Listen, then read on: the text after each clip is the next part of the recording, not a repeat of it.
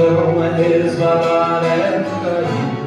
São tantas as obrigações, não dá mais pra fugir. Quem é que precisa ser? É novo ano, uma de virtude, é só ser do bem. Para o povo de você, doando a si mesmo, saúde e moral. Assim chegar os tempos de baixar o véu da ignorância, pra dissipar as trevas dessa nossa santa teologia. As grandes vozes do céu ressoaram, tomemos a vida da boa vontade. E vamos ao divino conselho, fazendo a vontade do Pai. Corações tarefeiros de Deus, na obra do bem. Não há quem não possa ver de sombra e de dor toda ausência de amor. Não vê que a redenção do mundo está batendo a porta. Corações tarefeiros de Deus, são tantos sinais. Você é a resposta. O seu coração, mãos na massa cristã. Que a obra é de Jesus, mas a tarefa é nossa.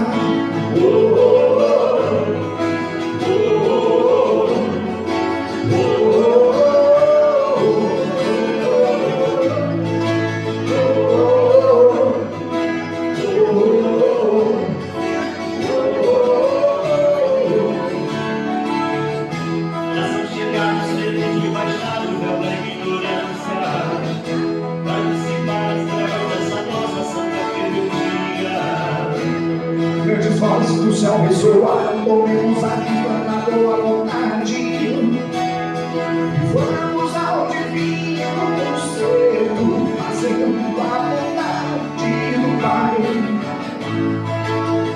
Corações tarefeiros de Deus, a obra do bem. Não há quem não possa ver de sombra e de dor toda ausência de amor. Não vê que a redenção do mundo está batendo a porta. Corações tarefeiros de Deus, são tantos sinais. Você é a resposta. O seu coração, mãos na massa cristã. Que a obra é de Jesus, mas a tarefa é nossa.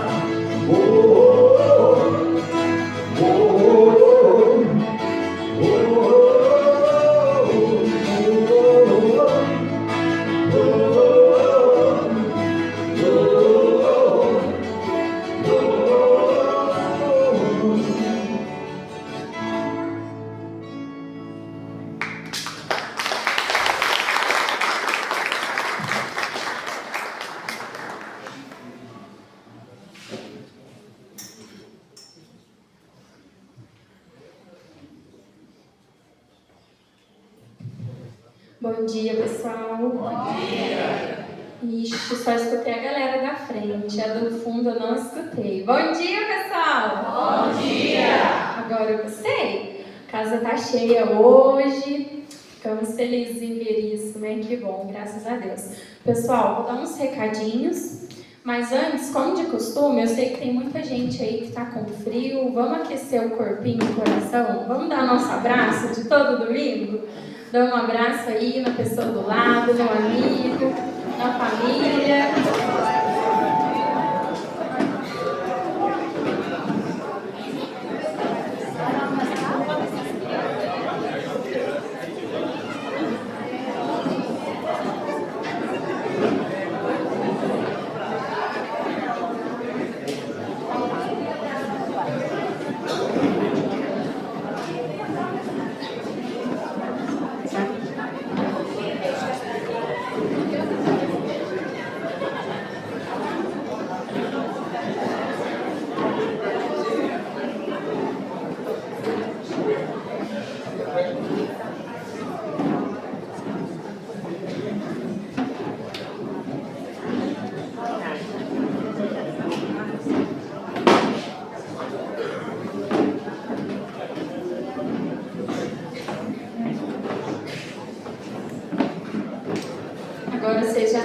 quentinhos, né? Agora já vai para dar os recadinhos. É café e abraço. Isso.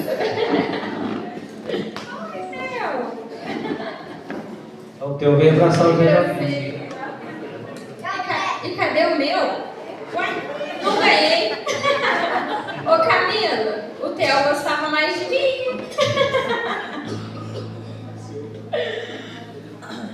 Eu vou ir no fundo depois buscar o meu, não tem problema. Pessoal, ó, atenção para os recadinhos.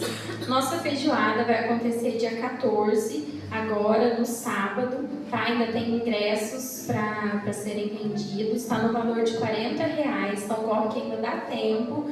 A retirada será ali na praça da Catedral, onde era o Café na Praça, ali descendo a rua, né, Irã? Do lado direito ali. Isso. Pessoal, tá bem caprichada, vale a pena, viu? São 2 marmitas, uma com arroz, farofa e vinagrete e a outra só de feijoada. Então, assim, vai estar perfeita, vocês não podem perder, viu? R$40 o valor. E ainda tem ingresso, tá? E pode pegar com as meninas lá no fundo, vamos aproveitar. O nosso encontro Chico Xavier também está chegando, né? Será nos dias 26 e 27 de julho. Ainda dá tempo de fazer as inscrições, tem gente que ainda não fez. Cadê o seu Ricardo? Eu tô puxando a orelha dele para ele fazer, que ainda dá tempo. É só entrar lá no site do Simpla, tá? Super fácil. Tá no valor de R$50, mas a taxinha de R$5, tá? Então sai de R$55. E nós esperamos todos vocês aqui, hein? Pessoal de fora, pessoal de Pirassununga, lembra que vem todo ano. Queremos vocês aqui, hein? Eu vou dar um abraço. Obrigada. Agora sim. Agora eu tô feliz, agora eu tô quentinha. Pessoal, reforçar as nossas vendas também. Sei que algumas pessoas já viram lá no fundo, junto com os livros, a gente está com a venda de doces. Tem os livros e temos água também, tá? Esses doces são de bandejinha de 400 gramas, sai no valor de R$20. E toda essa renda é revertida aqui para os custos da nossa casa, tá? E também temos, como o Irã falou, né, Irã, no mês passado, o carnezinho, tá, gente? Porque agora a gente não pode mais ter a rifa, né? Então, algumas pessoas que gostariam de contribuir, pode pegar o carnezinho, qualquer valor, não tem valor mínimo nem máximo, tá? Então, isso ajuda muito a nossa casa, né? Os custos que a gente tem para manter a nossa casa de pé. Então, também vocês podem pegar lá no fundo com as meninas. Fiquem à vontade, toda ajuda é muito bem-vinda. Nós já agradecemos desde já, tá? E o último recadinho, que na verdade é para falar da Bia, né? Nossa palestrante de hoje, Beatriz Portela. Ela veio lá de Limeira, andou bastante em Bia até chegar aqui. Com o tema Até Logo, e daqui a pouco ela já vem se apresentar para vocês, tá joia? Os recadinhos era isso. Bia, que Jesus te abençoe e obrigada por ter vindo, tá bom? Como sempre, pessoal, aproveitem, viu? Cada momento das palestras. Eu gosto sempre de falar isso porque as palestras são maravilhosas. Eu mesma, às vezes eu estou aqui querendo ir no banheiro e falo, não vou ficar aqui porque eu gosto de ver tudo até o fim. E eu sei que tem gente que é assim também, que fica aí até o fim, isso é muito bom. E se vocês quiserem rever a palestra, a gente fica lá, né? Tuxe no YouTube da comunidade, né? No canal do YouTube, é só entrar lá, Comunidade Chico Xavier. Fica lá, vocês podem ver essa e as outras palestras também. Tá joia? Obrigada, pessoal. Vamos fazer uma música aqui bastante conhecida para que vocês possam cantar junto com a gente também.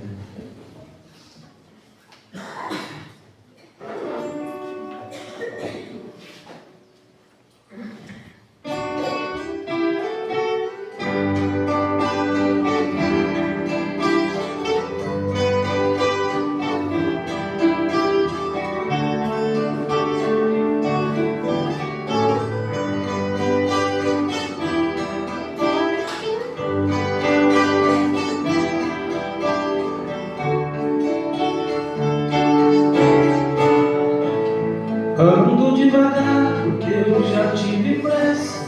Leva esse sorriso, porque já chorei. Solta a voz. Hoje me sinto mais forte, mais feliz. Quem sabe eu só levo a certeza de que muito pouco eu sei.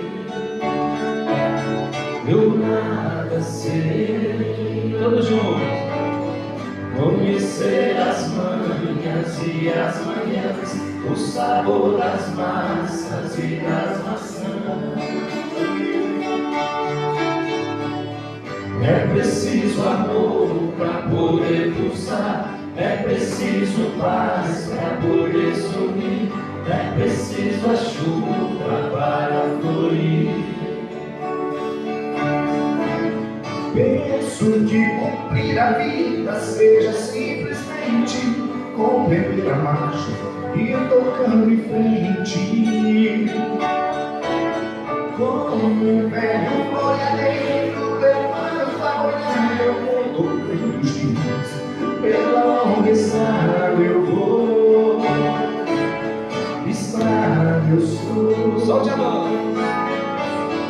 Conhecer as manhãs e as manhãs, o sabor das massas e das maçãs. É preciso amor para poder pulsar, é preciso paz para poder sorrir, é preciso a chuva para florir. Todo mundo ama um dia, todo mundo chora e a gente no outro vai embora. Cada um de nós compõe a sua história, cada ser se carrega o dom de ser capaz de ser feliz. Conhecer as manhãs e as manhãs, o sabor das massas e das maçãs. É preciso amor para poder pulsar, é preciso paz para poder sorrir, é preciso a chuva para florir. Ando devagar, porque já tive pressa e levo esse sorriso, porque já chorei demais. Cada um de nós compõe a sua história e cada silêncio carrega o dom de ser capaz De ser feliz.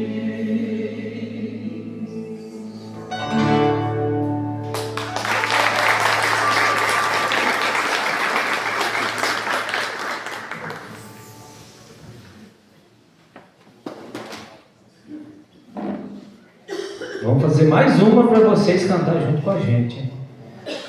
Quando a gente canta, a gente transforma a nossa energia e muito para uma energia melhor, com vibrações mais positivas. E cantar pensando em Jesus é melhor ainda, né?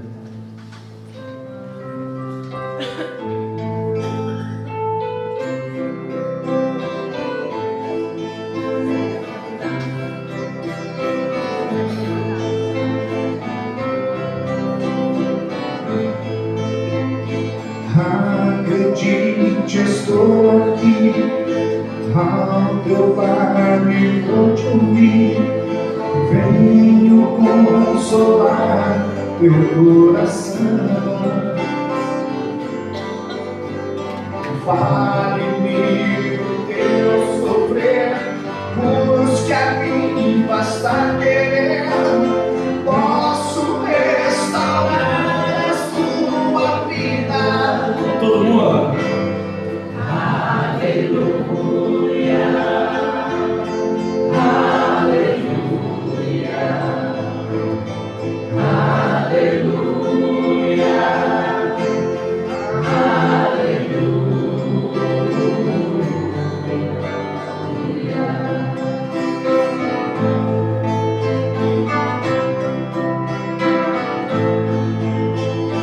Homens fracos, creio em mim, toda glória de Deus, sou de Deus e trago a luz ao mundo.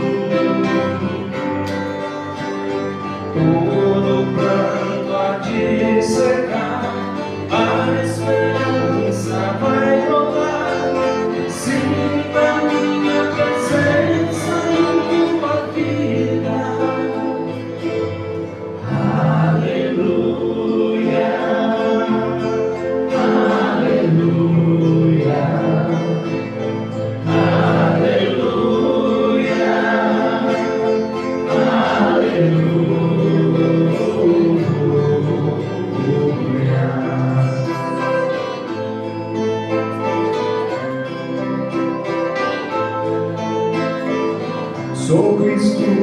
Consolador, mensageiro do amor, junto a mim encontrarás abrigo.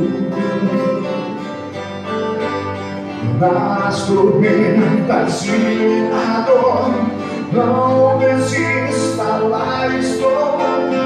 Trago a esperança, sou amor. Aleluia, aleluia, aleluia,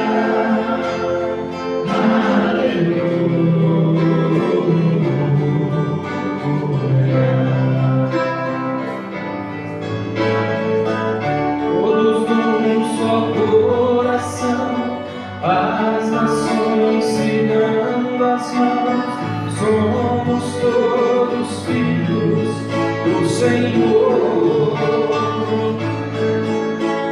Sai o ódio e amor, vai a guerra, nasce a flor. Então cantaremos aleluia. Vamos lá.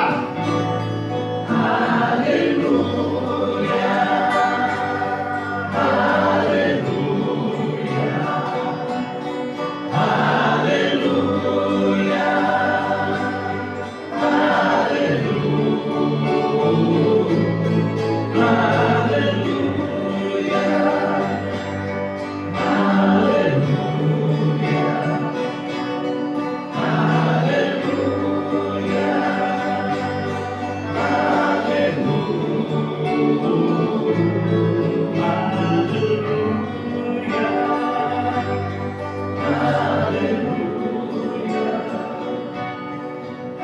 aleluia,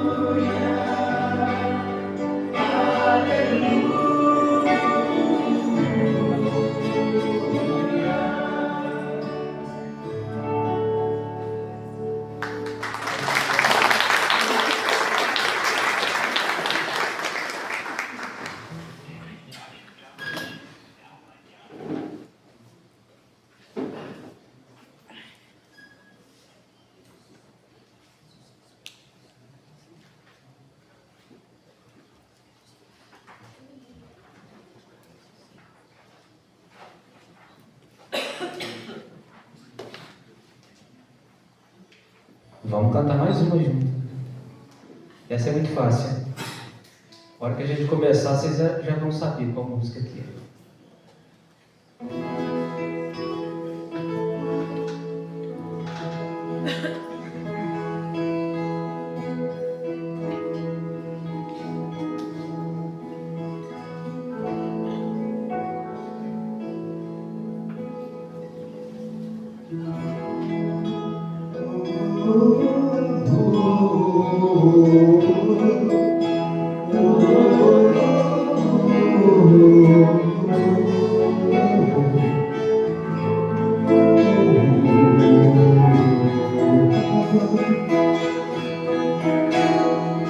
Vem, vem meu amigo, meu irmão, venha sentir a paz que invade o coração, viver e ser feliz pra sempre.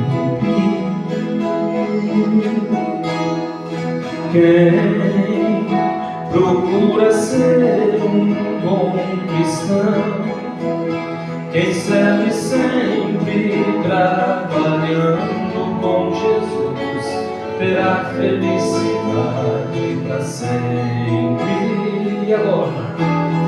Amigos para sempre é o que nós devemos ser, na primavera ou em qualquer das estações, nas horas tristes, nos momentos de prazer, amigos para sempre. Amigos para sempre é o que nós devemos ser, na primavera ou em qualquer das estações, nas horas tristes, nos momentos de prazer, amigos para sempre.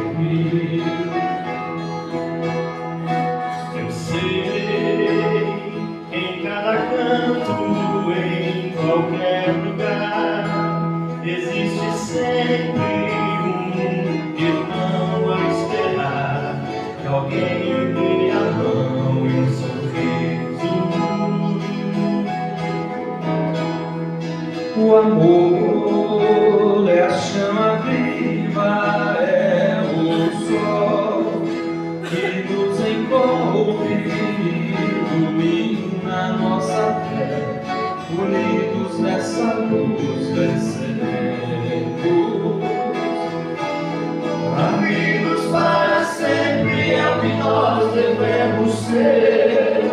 Na primavera ou em qualquer das estações, nas horas tristes, nos momentos de prazer, amigos para sempre. Mais uma vez. Amigos para sempre é o que nós devemos ser. Na primavera ou em qualquer das estações, nas horas tristes, nos momentos de prazer, amigos para sempre.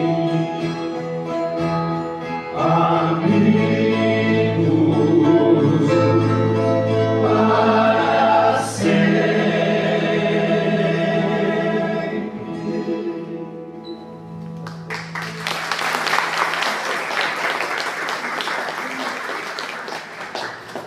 Agora é o momento da gente fazer a nossa prece, cantando juntos a oração do Pai Nosso e direcionando todas as nossas vibrações aos nossos entes queridos, que muitos de nós viemos aqui em busca de um recado, de uma mensagem, que possamos mentalizar esses irmãos nesse momento e também direcionar nossas vibrações aos nossos irmãos médiuns que estão trabalhando nesse momento, né? Eles estão estudando o Evangelho desde manhã e agora nesse momento se dá o início da mensagem que a espiritualidade traz a cada um de nós. Então, muitos espíritos que vêm aqui trazer o seu recado, que já têm condições, nesse momento eles conseguem passar para os médiuns essa mensagem através da intuição, dos pensamentos, e lembrando que às vezes a gente quer tanto uma mensagem e não consegue, mas não é o momento ainda, né? A gente tem que compreender que tudo tem seu momento, sua hora certa, e que através de outras mensagens para outras pessoas a gente consegue extrair dali um recado para consolar o nosso coração também. Então a espiritualidade trabalha de forma coletiva. Ela traz o recado individual para aquele familiar, mas ela trabalha também de forma coletiva, trazendo o recado e a certeza da imortalidade da alma. Vamos orar. Pai nosso que estás no céu, santificado seja o teu nome. Venha a nós o teu reino e seja feita a tua vontade. Pai, meu Pai do céu, meu Pai do céu, eu quase me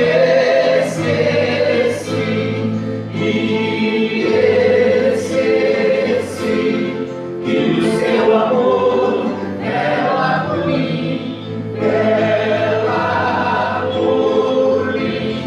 que seja feita assim.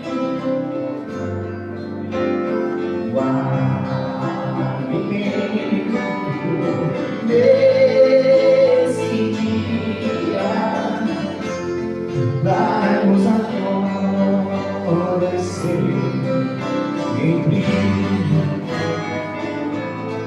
e perdoai as nossas ofensas de um modo maior, com que perdoamos. Pai, meu Pai do céu, meu Pai do céu, eu quase me esqueci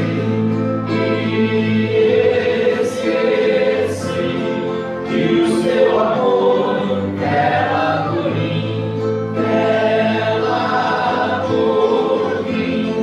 e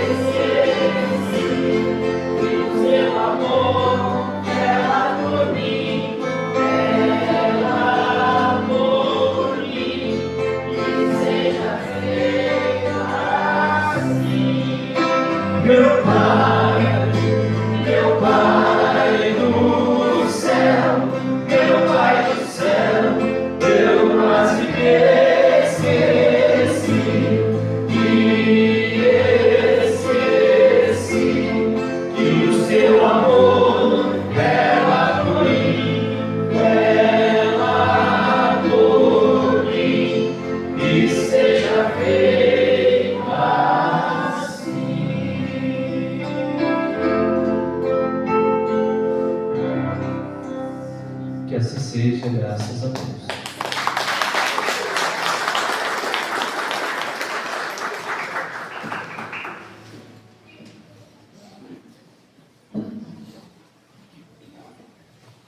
Então agora eu gostaria de convidar nossa querida irmã Bia, passar a palavra para ela.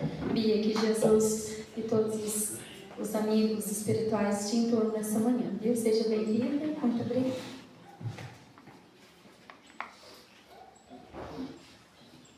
Bom dia a todos. Bom dia! A gente precisa se recompor depois desse momento, né? Não tem como a gente não se emocionar. É como se o Pai amado estivesse aqui, viu, gente? Desculpa.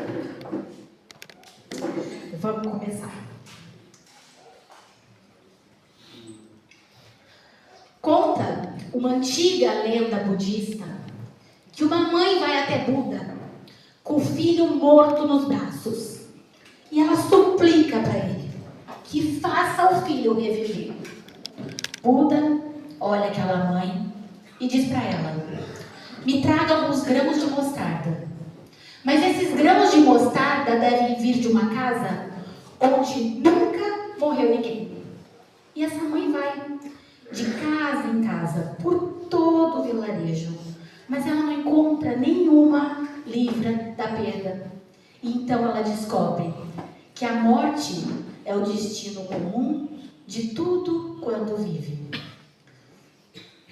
Essa lenda, ela nos ensina a mais lógica e a mais difícil lição: a dificuldade de encarar a morte de quem a gente ama. Nós não somos preparados para perder. Nós não somos preparados para a única certeza que a gente tem na vida, que é a morte. Dizem que quando nós nascemos, nós já começamos a morrer. Por que então é tão difícil conviver com essa realidade? Será medo? Medo da solidão? Medo do desconhecido? Ou será simplesmente a nossa falta de fé? Esse medo não existia na antiguidade. Havia apenas um sentimento natural e duradouro de familiaridade com a morte. Quando nós falamos em morte, quase todos compartilham da mesma ideia, a de que a alma continua viva após a morte do corpo físico. E essa crença é muito antiga e tem raízes na filosofia de Sócrates, que defendia a existência da alma como algo eterno e separado do corpo. E foi justamente por desafiar as crenças da época e por questionar os deuses e as verdades estabelecidas que Sócrates foi acusado de corromper a juventude, banido e condenado à morte. Sócrates ensinava que a filosofia nada mais era do que uma preparação para a morte e que a gente não devia temê-la.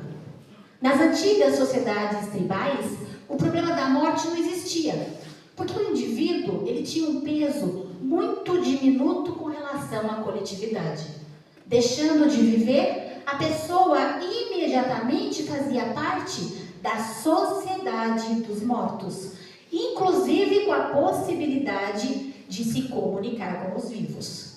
Durante a Idade Média, começa a surgir alguns rituais ligados à morte, e um dos mais importantes foi o velório. Naquela época, muitos utensílios domésticos, como prato, copos, talheres, eram feitos de um material chamado estanho.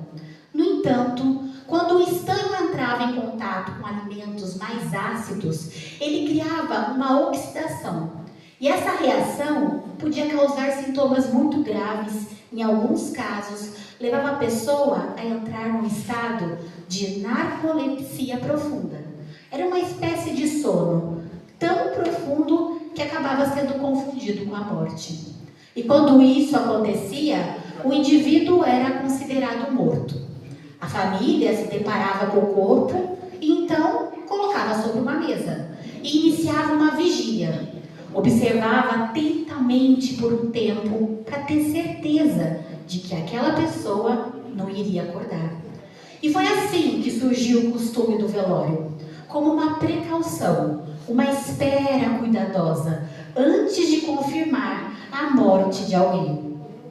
Como os velórios aconteciam dentro de casa, era comum que as crianças circulassem livremente, brincando nos arredores, enquanto os familiares e os amigos comiam, bebiam, conversavam ao lado do corpo, aguardando para ver se o morto acordaria.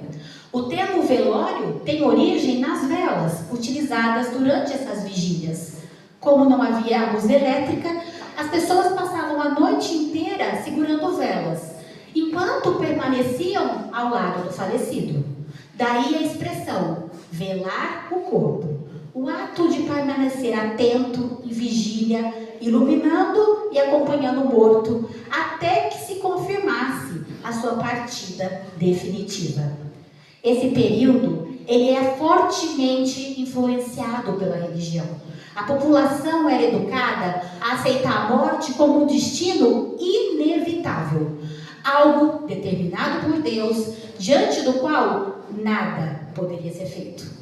E é nesse contexto que as pessoas esperavam, passivamente pela sua hora, acreditando que a morte era apenas uma passagem deste mundo para o outro, onde elas receberiam uma recompensa ou uma punição conforme a conduta da sua vida. A morte, então, não era questionada, ela era aceita com resignação, era parte de um plano divino. Então surge a Idade Média, a Idade Moderna, e é especialmente após a Revolução Industrial, o avanço do consumismo, a valorização da produtividade e principalmente a nossa diminuição no tempo dedicado à religião, que a gente começa a ter essa relação com a morte transformada. A morte passou a ser temida, evitada e até proibida. Como nós já não temos mais tempo de cuidar dos nossos idosos e dos nossos doentes, nós vamos transferir essa responsabilidade para os hospitais. Eles são uma instituição voltada para salvar vidas e não para acompanhar a morte com significado, com sensibilidade. E é nesse novo cenário que a morte deixou de ser parte natural de uma existência e passou a ser vista como um fracasso da medicina. Algo que deve ser combatido a todo custo, como se viver eternamente fosse o objetivo final. Em 1917, Freud apresentou um estudo chamado Luto e Melancolia, no qual ele analisa o processo psíquico que ocorre diante de uma perda, seja pela morte de alguém ou pela ausência de algo com valor afetivo. E é nesse estudo que Freud afirma que o luto é uma reação natural à perda de um objeto amado. E é a partir daí que a sociedade passa a compreender a morte sob o conceito de perda, como se tivesse tirado algo da gente, como se fosse possível perder uma pessoa da mesma forma que a gente perde um objeto. Mas é aí justamente que nós precisamos refletir. A morte não é uma perda, no mesmo sentido que nós perdemos as coisas. A gente perde chave, documentos, óculos, objetos se perdem, pessoas não. Pessoas morrem. Elas não somam, elas não somem, elas não se extraviam, elas não são deixadas para trás como algo esquecido. Quando dizemos perdemos alguém, nós usamos um termo para tentar suavizar a dor, que também distorce a realidade da morte. E por enxergarmos a morte como uma perda, aprendemos desde cedo a temê-la. Esse medo começa na infância, porque a morte não vai ser explicada para as crianças. Ela vai ser escondida, abafada, vai ser tratada como um assunto proibido. Muitas vezes a gente afasta as crianças da morte. A gente evita que elas participem de rituais, omitimos informações, silenciamos o tema. E assim, a proibição da morte vai sendo cultuada, como se fosse algo que não pode ser visto, falado e nem sentido. E com o tempo, a morte deixa de ser parte natural da vida e passa a ser algo assustador, distante, incompreensível. É um tabu que se transmite de geração em geração.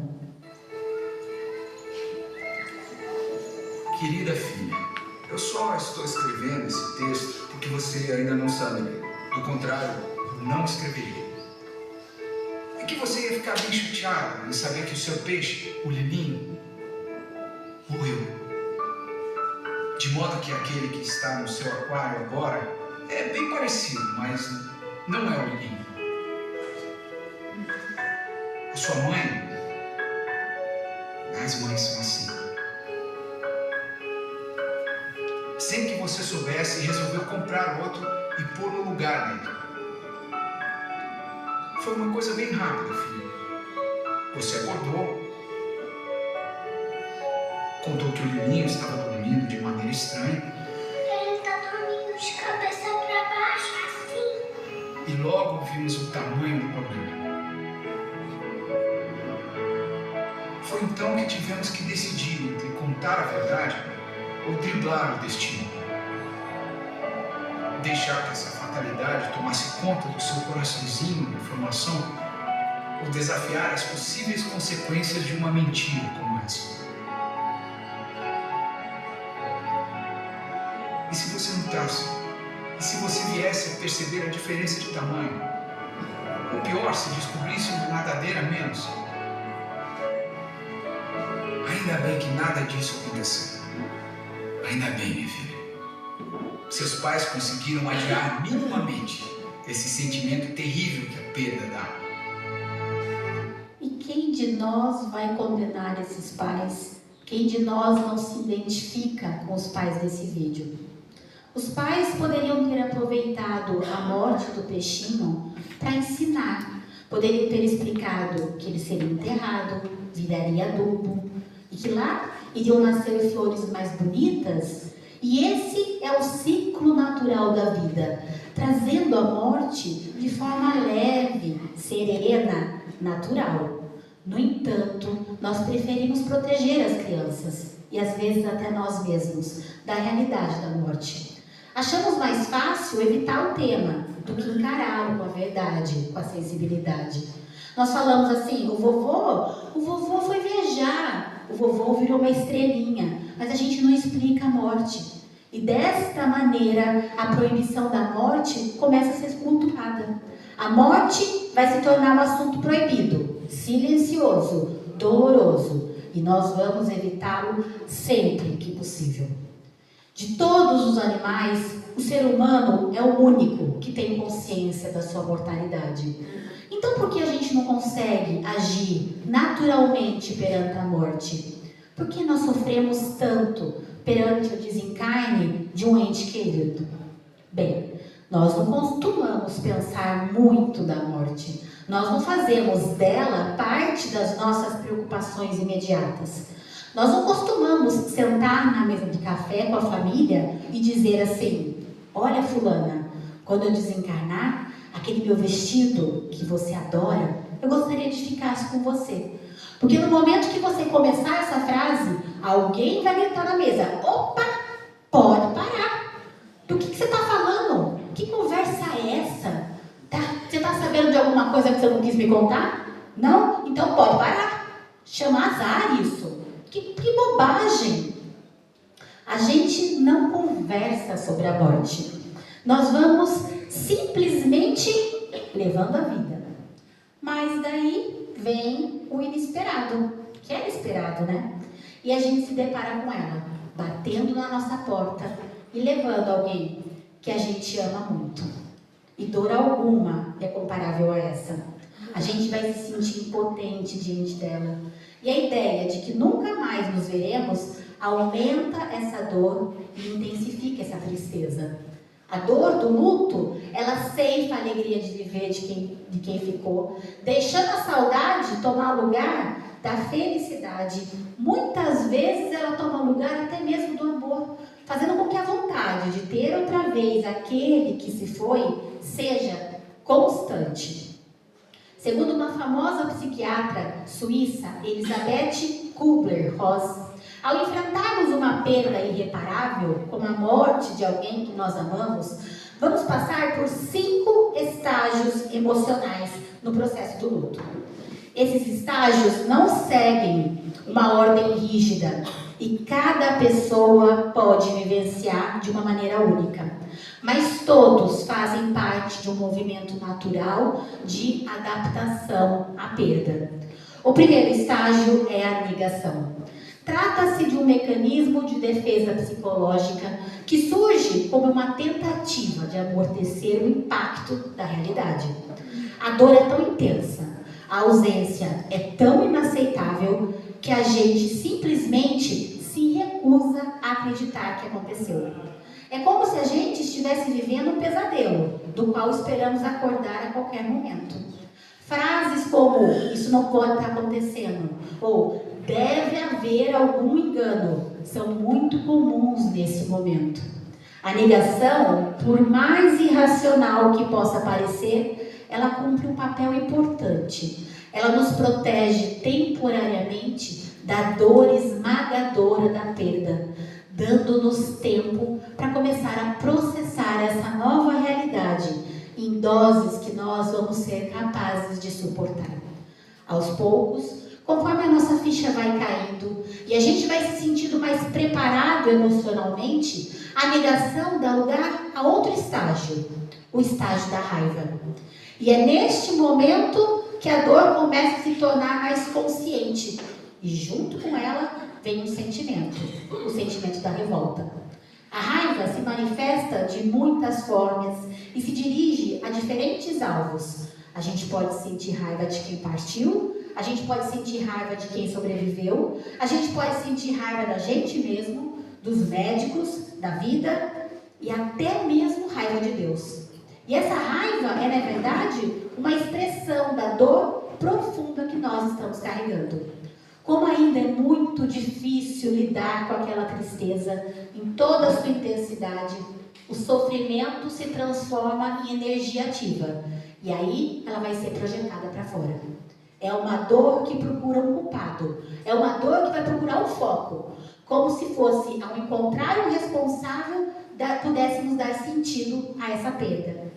E por mais desconfortável que seja, a raiva também é um estágio importante do luto. Ela vai nos tirar da paralisia emocional da negação e vai nos empurrar para a realidade. É um passo em direção ao enfrentamento da dor, por mais turbulenta que essa fase possa parecer. O terceiro estágio é o da barganha. E é nesse momento que nós vamos ser tomados por uma esperança quase desesperada, de que ainda tem alguma forma de reverter o que aconteceu, ou pelo menos de adiar as consequências da perda. Nós vamos tentar negociar com a vida, com o destino, com Deus. Nós vamos fazer promessas, oferecer sacrifícios e até mesmo nós vamos tentar dar o que nós temos de mais precioso, como se isso pudesse reverter o inevitável. É comum que nesse estágio surjam pensamentos como: e se eu tivesse feito algo diferente? Ou então, eu só preciso de mais um dia, mais um minuto, um último momento. É só isso que eu quero. Essas súplicas, mesmo que silenciosas, elas revelam a nossa tentativa de recuperar o controle sobre uma situação em que nós nos sentimos completamente impotentes. A barganha também é um reflexo do nosso amor.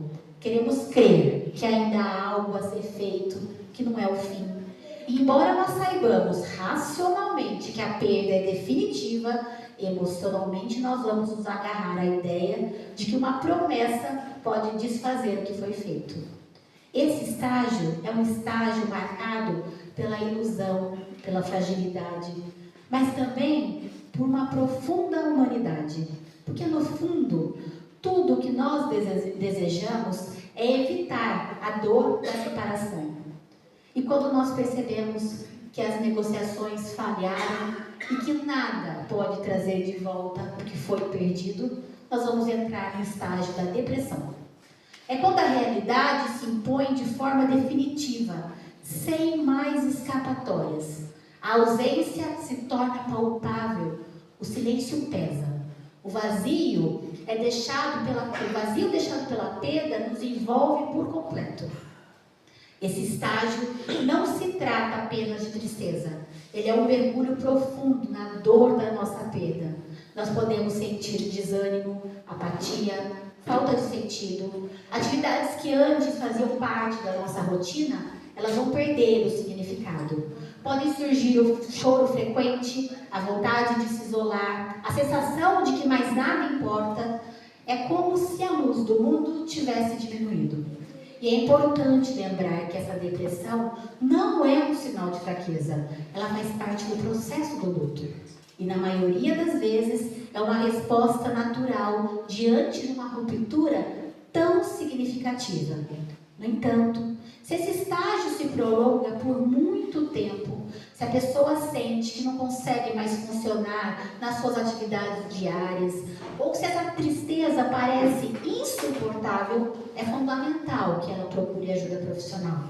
Um médico, um psicólogo podem oferecer o suporte necessário para atravessar esse momento com cuidado, com acolhimento e, se preciso, com tratamento adequado.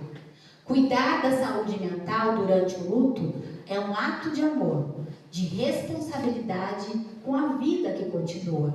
A dor tem que ser acolhida e não enfrentada sozinha. Nesse estágio, nós vamos começar a compreender em toda a sua profundidade o que a perda representa na nossa vida.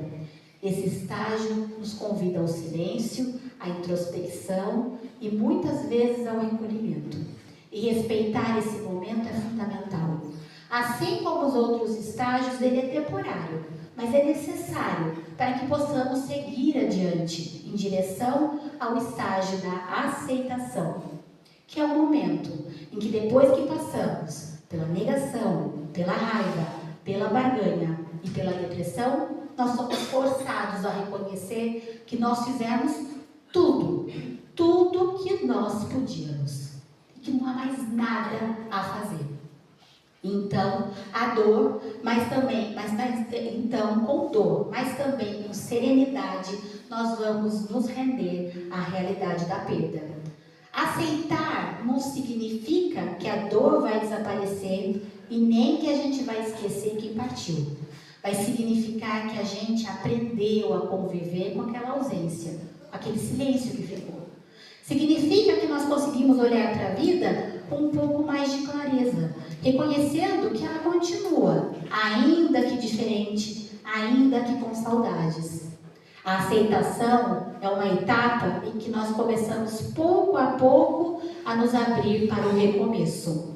É quando nós nos permitimos seguir adiante, carregando a memória do que foi vivido, mas sem que ela nos impeça de viver o que ainda está por vir. O luto nesse estágio não some, ele se transforma. De uma ferida aberta passa a ser uma cicatriz, que vai fazer parte de quem nós somos agora. Cada pessoa chega à aceitação no seu próprio tempo, e tudo bem. O importante é saber que esse caminho não precisa ser percorrido sozinho. Com apoio, acolhimento, é possível encontrar sentido novamente, mesmo após a perda. Mas quando nós chegamos no estágio da aceitação, isso não significa que tudo está resolvido, que a dor desaparece por completo. Muitas vezes nós vamos começar a nos sentir melhor, retomar a rotina e até vamos acreditar que nós superamos essa perda. Mas então vai surgir uma presença silenciosa e persistente, a saudade.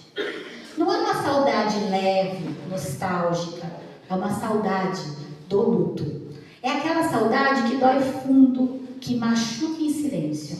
Ela aparece em datas especiais, em cheiros, músicas, lugares, ou simplesmente em momentos do cotidiano que nos faz lembrar quem se foi. É uma saudade que muitas vezes nós vamos tentar evitar. Nós fingimos que ela não está ali. Nós desviamos o olhar do que nos faz lembrar. Nós nos desfazemos das fotos, objetos que nos lembrem quem se foi. E chegamos até a mentir quando alguém pergunta: como você está? A gente diz: eu estou bem. Mas por dentro, nós ainda estamos aprendendo a lidar com aquele vazio. Essa saudade é uma extensão do amor que ficou, mas é um amor que não tem mais para onde ir. E embora ele nos machuque, também revela a importância de quem partiu e a profundidade do vínculo que nós tivemos. Mas por que nós temos tanta saudade, tanto medo dessa saudade? A saudade acaba fazendo parte do nosso dia a dia. Nós temos saudade das comidas da infância. O macarrão da avó, que a gente nunca mais comeu e ninguém consegue fazer igual. A feijoada da mamãe. A gente sente saudade de amigos do time da escola que a gente nunca mais viu. O fulano era um cara tão bacana. O que será que aconteceu dele? Nunca mais eu vi. A gente tem saudade de lugares que a gente foi e nunca mais voltou a rever. A gente tem saudade de momentos do passado. E ainda assim, todas essas saudades não são doloridas. São saudades gostosas de serem sentidas. Por que a saudade do luto ela é baseada na tristeza?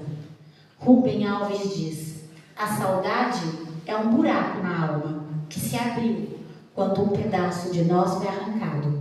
No buraco da saudade mora a memória daquilo que nós amamos, tivemos e perdemos.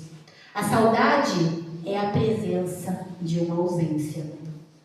E é exatamente por isso que nós precisamos dar um novo sentido a essa ausência. A saudade não pode ser construída com dor, ela deve ser construída com amor.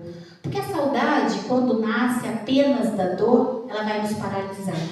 Ela nos prende ao que não pode mais voltar. Ela nos afasta da vida que ainda pulsa e transforma lembranças preciosas em sofrimento. Mas quando ela é construída com amor, a saudade se transforma em homenagem. Ela passa a ser um elo entre o que vivemos e o que continuamos a viver. Ela nos permite lembrar com gratidão, sorrir no meio do choro, celebrar a existência de quem partiu, não apenas sofrer pela ausência. Nós precisamos transformar a dor em amor. Conta uma história que um casal teve a graça de ter 3 filhos.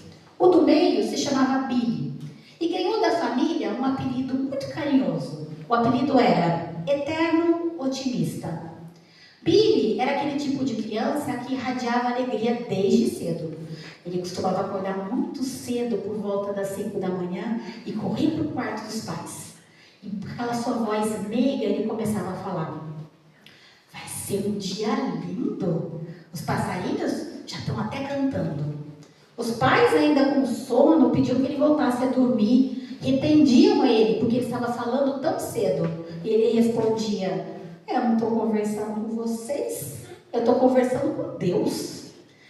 O Billy, quando o dia estava muito chuvoso e todo mundo estava desanimado na sala, sentado, sem poder sair de casa, o Billy chegava na sala com galochas no pé e um balde na mão. E quando perguntavam: Billy, o que você vai fazer? Ele falava: eu estou indo colher gotas de felicidade.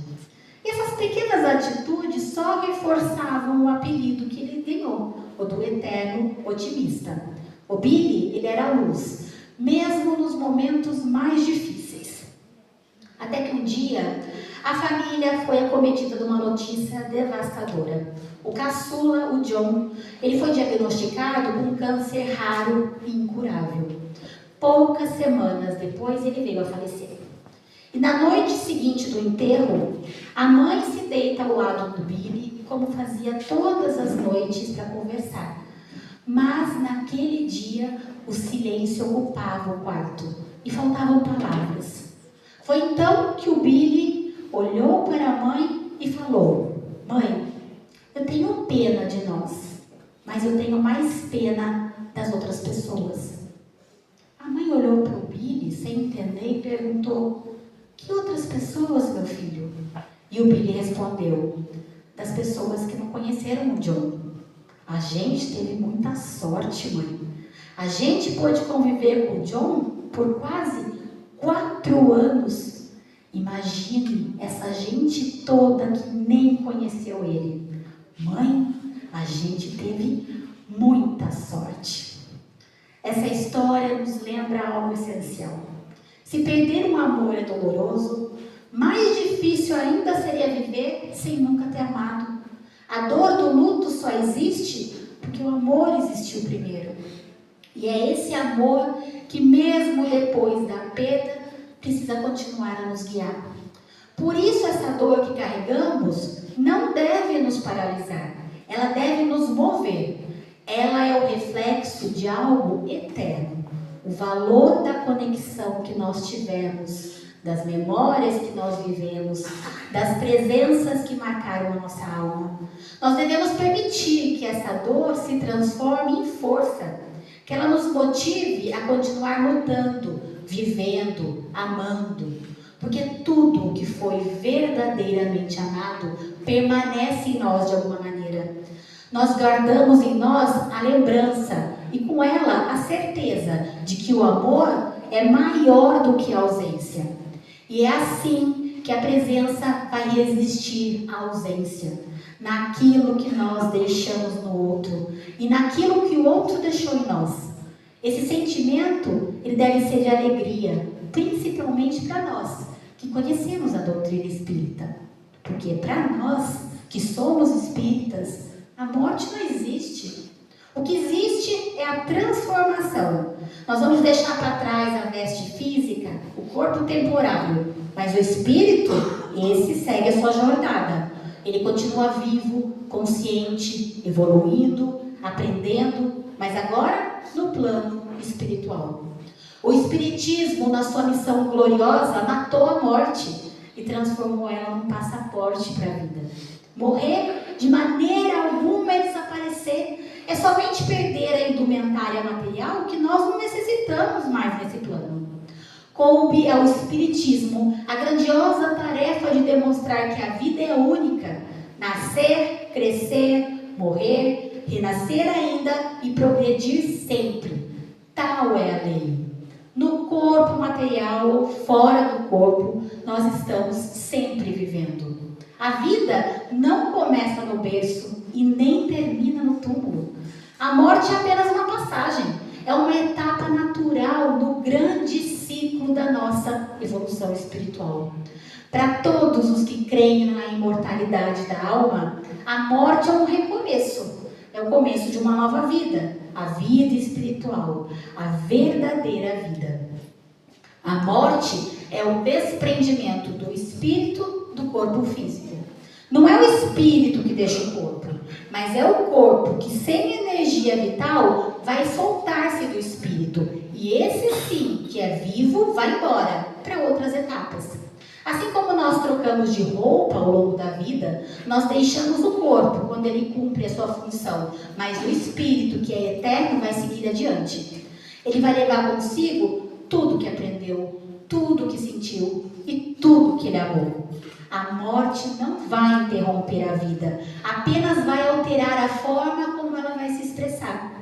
Nós vamos seguir sentindo, nos ligando a quem amamos, porque a essência da vida, ela é espiritual, ela não é material. A morte é apenas a conclusão da etapa em que nós estamos. E para nos ensinar isso de forma clara e amorosa, tivemos o maior exemplo de todos, Jesus. Em todos os momentos em que esteve entre nós, Jesus nos ensinou. E não foi diferente com relação à morte. Muito antes de aprendermos no Espiritismo sobre a imortalidade da alma, Jesus aproveita o seu desencarne para nos provar que há vida após essa vida e que a existência não se encerra com o fim do corpo. Depois da sua morte, ele esteve ainda na terra, em seu corpo espiritual, conforme se encontra em Atos. Depois do seu sofrimento, Jesus apresentou-se a eles e deu-lhes muitas provas indiscutíveis de que estava vivo. Apareceu-lhes por um período, falando-lhes acerca do reino de Deus. Atos. Depois da sua crucificação, Jesus aparece para Maria Madalena e pede que ela oriente os discípulos para que partam para Galiléia. Em seguida, ele se junta ao grupo de apóstolos. Jesus aparece e diz para eles: a paz esteja convosco. E essa frase é o primeiro ensinamento de Jesus para todos nós que passamos pela perda de alguém que nós amamos. Porque depois desse momento, parece que a paz também se afasta de nós. Jesus chega, apazigua, traz esperança, permanece por cerca de 40 dias, faz várias aparições por meio do seu corpo perispiritual e é possível que ele se torne visível, audível e a maior parte das vezes tangível. Paulo de Tarso, na Epístola aos Coríntios, afirma: há corpos celestes e corpos terrestres, mas uma é a glória dos celestes e a outra a dos terrestres. Semeia-se o corpo animal e ressuscita o corpo espiritual. Allan Kardec, na Gênese, oferece uma explicação muito lógica sobre as aparições de Jesus após a sua morte, que evidenciam que não há nada de miraculoso ou de anormal nas aparições do Espírito do Mestre. Ele diz: é patente, pois, que Jesus mostrou-se com o seu corpo perispiritual, o que explica que ele somente tenha sido visto pelos que ele desejava que o vissem. Se estivesse com o seu corpo carnal, todos o veriam como quando ele estava vivo. E foi dessa forma que o Mestre nos ensinou que aqueles que nós amamos continuam vivos, não mais em corpos físicos, mas em corpo espiritual. Eles não desaparecem, apenas passam a viver de outra forma, num plano onde os laços do amor nos desfazem. E é nessa certeza que nós devemos buscar força nos momentos de luta, nos momentos de tristeza, quando o coração se vê abatido, se vê sem paz. É nessas horas que nós precisamos silenciar a dor e ouvir o Mestre a nos dizer: a paz esteja convosco. Mas com essa certeza que consola a alma, o coração ainda busca resposta. Porque a dor da ausência, ela continua presente. E é natural que surjam perguntas que mexam com a nossa paz interior. Onde ele está? Como ele está? Meu pai, querida mãezinha, não chorem mais. Eu não morri como pensam. O que sinto é a névoa das lágrimas com que me acompanham. Não chorem mais, eu imploro. Melhoro em espírito quanto ao ânimo de que preciso para seguir adiante. Mas ouço as vozes de meus pais queridos, chamando-me em prantos. Vade. E é pela mediunidade de Chico Xavier que escreve essa mensagem comovente. É o espírito Vade, Abraão Filho. O jovem que aos 17 anos de idade falece na cidade de São Paulo, vítima de um infarto. E é possível imaginar a dor que se abateu na família. Desconsolado, o pai praticamente abandona as atividades empresariais e, dizendo que o filho tinha medo de dormir sozinho, chegou por diversas vezes a dormir junto ao túmulo. Movido pelo desespero, a família procura o médium Chico Xavier na cidade de Ubiraga e quase 6 meses após o seu desencarne, o jovem Vade envia a sua primeira mensagem aos pais. E o primeiro alerta que Vade faz aos pais é o de que ele não está morto. Porque é assim que a maioria de nós também se comporta diante da morte. Agimos como se aquela pessoa não existisse mais. Até mesmo a própria lei civil afirma: a vida cessa com a morte. Mas Hermílio Miranda contesta essa ideia de maneira muito apropriada quando ele expressa: a morte faz cessar um determinado tipo de vida, mas não a vida, que continua com outras características. Morrer não é morrer, mas simplesmente mudar-se. A morte nos tira o aspecto físico da vida, mas ele não acaba com a vida propriamente dita. Porque a nossa existência, ela é espiritual, portanto, imortal, indestrutível. Viver é para sempre. Morrer e nascer são partes da mesma caminhada. Do ponto de vista espiritual, são como portas que se abrem e se fecham, nos conduzindo ao aprendizado e à evolução.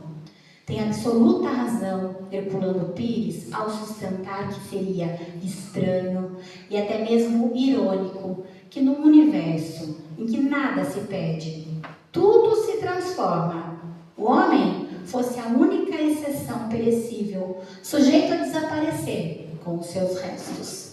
Da mesma forma, os nossos entes queridos que partiram para o outro lado da vida comparecem em espírito, tocando os nossos corações com as suas palavras, não apenas para nos consolar, mas também para nos lembrar que eles não desapareceram, apenas seguem em outra forma de existência. E muitas vezes eles se entristecem ao ver as nossas lágrimas. O que eles mais desejam é nos convencer de que apenas se transferiram de domicílio, regressaram ao mundo de onde nós todos viemos e para onde nós todos um dia voltaremos. Nossos afetos queridos que partiram deste mundo querem nos dizer que eles continuam vivos na dimensão espiritual, apesar do acidente trágico, da doença incurável, do suicídio inconsequente, do homicídio deliberado e até mesmo do vício moral. Chico afirma que não raro são os próprios entes desencarnados que atraem os seus familiares aos centros espíritas. Desejam dizer que não morreram, que continuam vivos na outra dimensão, que os amam e que haverão de amá-los sempre, e sentem toda a dor dos parentes e dos amigos. E é neste contexto que o Vade faz o seu segundo alerta. Ele implora aos pais que não chorem mais. Ele afirma: eu sinto a névoa das suas lágrimas. E isso me entristece, me prejudica a vida na nova dimensão. Sobretudo porque aquele choro é um choro de inconformismo, é um choro de desespero, é um choro de revolta. O espírito, após a sua passagem para a vida maior, ele precisa de ânimo para seguir adiante. É natural que ele também esteja sentindo a dor da separação, a angústia de não ter como voltar. Se a família perdeu uma pessoa, essa pessoa perdeu toda a família. Ele perdeu todas as suas referências de vida. É um momento em que ele precisa de paz, de equilíbrio emocional, para que possa ser amparado pelos mentores espirituais, para que ele encontre forças para se adaptar nessa nova realidade. Ele carece de força moral para seguir em diante. E muitas vezes ele tenta buscar essa força junto aos familiares, mas encontra desespero, lamento, inconformismo, revolta. A energia do nosso pensamento não conhece distância. Quando nós pensamos ou sentimos algo com intensidade, ele também sente.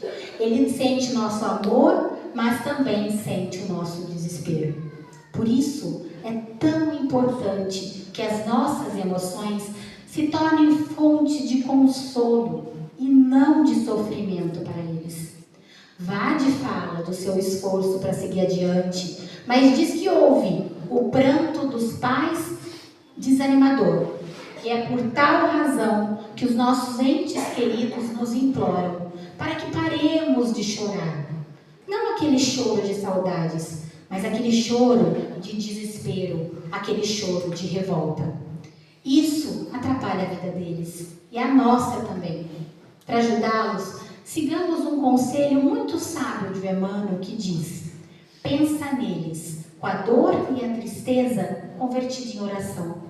As tuas preces de amor representam acordes de esperança e de devotamento, despertando-os para visões mais altas da vida. Troquemos então o pranto do desespero pelas preces de amor. Quem partiu merece e precisa do socorro do nosso coração para seguir tranquilo na viagem de regresso à pátria espiritual. A paz de quem se foi depende da paz de quem aqui ficou. Nunca nós devemos nos esquecer que os laços verdadeiros, quando construídos com amor, são eternos. A separação que a morte impõe é dolorosa, mas é apenas temporária. Mais cedo ou mais tarde, o reencontro vai acontecer. Enquanto isso, cabe a nós seguirmos com confiança, fé e gratidão pelo amor que nós tivemos e que continuemos a viver e que Ele possa continuar a sua jornada no outro plano. Devemos seguir em frente com coragem, abandonando o inconformismo e abraçando novas tarefas, especialmente aquelas voltadas ao amparo dos irmãos que ainda sofrem aqui na Terra. Vida gerando vida, amor se transformando em serviço. Só assim nós vamos ser capazes de preencher o vazio deixado pela ausência física de quem se foi. Porque o amor, quando é verdadeiro, ele precisa dar frutos. Se ele se fecha, se torna apenas uma dor egoísta. Mas, se esse amor se transforma e floresce, ele vai dar frutos. Gilberto Gil expressa isso lindamente na sua canção Grão.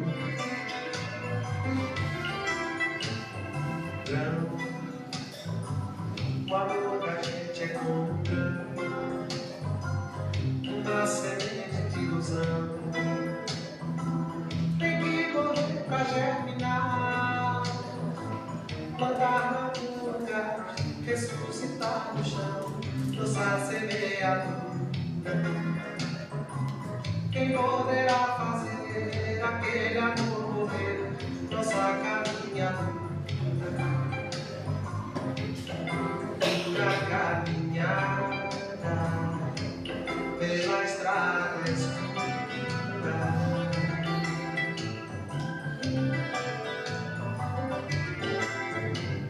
O amor não acaba, ele se transforma. Ele deve ser plantado de novo, mas em outros terrenos, para ressuscitar no bem que nós podemos fazer. Por isso, a nossa saudade, ela não deve ser traduzida apenas nas flores no cemitério. Não, mas a gente tem que traduzir ela em gestos concretos. Um prato de comida para uma criança que chora de fome, um abraço para quem sofre em silêncio, uma palavra de consolo para quem perdeu a esperança. Essa é a verdadeira homenagem que os nossos entes queridos esperam de nós. Que o amor que nós recebemos deles continue gerando amor através de nós. E Gil diz: quem poderá fazer aquele amor morrer? Se é amor, ele simplesmente não morre. Conta uma história que um rabi, um pregador religioso, vivia muito feliz com a sua virtuosa família, esposa e 2 filhos. Era um lar que vivia em paz e harmonia. Por motivos profissionais, o rabi precisou se ausentar e viajar por alguns dias. E nesse período, um grave acidente acometeu a vida dos 2 filhos. A mãe, abalada por aquele momento, se preocupava muito em como iria passar aquela notícia para o marido, porque ele tinha problemas cardíacos e ela temia que, ao eles receber a notícia, tivesse consequências graves. Na noite anterior à volta do marido, ela se senta ao pé da cama e ora para Deus. Pede que Ele a oriente, que ajude ela a passar aquela notícia. E o nosso Pai, que nunca nos desampara, também não desamparou ela. No dia seguinte, no final da tarde, o marido chega, abraça a esposa, muito feliz, e logo pergunta: cadê os meninos? Eles já vêm, amor. Vai tomar um banho, eu vou preparar um lanche e a gente já conversa. Ele vai, se banha, senta na mesa e pergunta de novo: cadê os meninos? E ela diz: eu preciso falar com você em particular, por isso eles não estão aqui. E o marido diz: percebi, você está abatida, mas magra, com olheiras. Eu não sei o que aconteceu enquanto eu estava ausente, mas algo te abalou. Mas me conte o que nós vamos resolver. Com a ajuda de Deus, nós vamos enfrentar qualquer problema. E ela fala: sabe, enquanto você viajava, um grande amigo nosso apareceu aqui. confiou 2 joias preciosas. Elas são divinas, de um valor incalculável. Mas ele vai vir buscá-las de volta. E eu não vou devolver. O marido se assusta, quase cai da cadeira. Que isso, mulher? Você nunca cultivou vaidades. A gente não pode ter o que não é nosso. É quase um roubo. Não, nós não vamos fazer isso. Nós vamos devolver essas joias ao nosso amigo. Eu vou com você e Deus vai nos ajudar a fazer isso. Ela sorri e diz para ele: pois bem, meu querido, que seja feita então a sua vontade. O tesouro, ele já foi devolvido. Na verdade, eles eram os nossos filhos. Deus, que nos concedeu por empréstimo, veio buscá-los. E o rabino compreendeu a mensagem. E embora experimentando a angústia que aquela separação lhe impunha, ele superou reações mais fortes, passíveis de prejudicá-lo. Marido e mulher se abraçaram, misturando lágrimas que se derramavam pelas suas faces, sem burburinho, sem desespero, sem revolta, apenas agradecendo a Deus pelo empréstimo, curto, porém um empréstimo divino. Essa história nos toca porque revela com delicadeza uma grande verdade. Aqueles que nós amamos profundamente, nossos filhos, pais, companheiros, amigos, eles não são nossa propriedade. Eles são joias preciosas que Deus nos confiou por um tempo. E quando chega a hora da devolução, a gente sente o peso da ausência, o vazio, a dor da separação. É natural. Amamos com o coração inteiro e justamente por isso que nós sofremos. Mas a dor do luto não nasce apenas da saudade. Ela brota muitas vezes da ilusão que o amor depende da presença física, que nós precisamos ter o outro do nosso lado para continuar amando e sendo amados. Nós ainda confundimos amor com posse. E é por isso que quando alguém parte, nós sentimos como se o amor tivesse acabado junto. Mas o verdadeiro amor, ele não termina com a morte. Ele continua silencioso, mas vivo no espírito. A doutrina espírita nos ensina que ninguém se perde de verdade. O corpo pode se despedir, mas os laços permanecem. Quem tem fé entende que somos todos espíritos numa jornada, encontra consolo nesse reencontro que nos aguarda. E aprende a agradecer, mesmo com lágrimas, pelo tempo vivido, pela dádiva recebida, ainda que tenha sido por pouco tempo. Convido vocês agora a se deixarem tocar por esse texto que fala com sensibilidade sobre a beleza e a profundidade daquilo que nós aqui chamamos de morte. Quando observamos na praia um veleiro a afastar-se da costa, navegando o mar adentro, impelido pela brisa matinal, estamos diante de um espetáculo de beleza rara. O barco, impulsionado pela força dos ventos, vai ganhando o mar azul e nos parece cada vez menor. Não demora muito e só podemos contemplar um pequeno ponto branco na linha remota e indecisa, onde o mar e o céu se encontram. Quem observa o veleiro sumir na linha do horizonte, certamente exclamará: já se foi. Terá sumido? Evaporado? Não, certamente. Apenas o perdemos de vista. O barco continua do mesmo tamanho e com a mesma capacidade que tinha quando estava próximo de nós. Ele continua tão capaz quanto antes de levar ao porto de destino as cargas recebidas. O veleiro não evaporou, apenas não o podemos mais ver. Mas ele continua o mesmo. E talvez, no exato instante em que alguém aqui diz: já se foi, Haverá outras vozes mais além daquela praia a afirmar: lá vem um veleiro. Assim é a morte. Quando o veleiro parte, levando preciosa carga de um amor que nos foi caro, e a gente vê ele sumir na linha que separa o visível do invisível, nós dizemos: já se foi. Terá sumido? Evaporado? Não certamente. Apenas o perdemos de vista. O ser que nós amamos, ele continua o mesmo. A sua capacidade mental não se perdeu. As suas conquistas seguem intactas, da mesma forma quando estava ao nosso lado. Ele conserva o mesmo afeto que nutria por nós. Nada se perde, a não ser o corpo físico, de que não mais necessita do outro lado. E é assim que no mesmo instante em que nós dizemos: já se foi, no mais além, outra alguém dirá: lá vem. A vida, ela é feita de partidas e chegadas, de idas e de vindas. Assim, o que para uns parece ser a partida, para outros é a chegada. Um dia, nós partiremos do mundo espiritual na direção ao mundo físico. No outro, partiremos daqui para o espiritual, num constante ir e vir, como viajantes da imortalidade, que somos todos nós.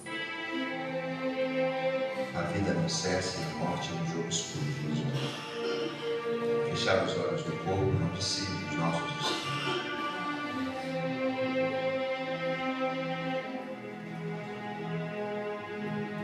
É preciso navegar no próprio drama ou na própria comédia. Uma existência é um ato, um corpo, uma veste, um século, um dia.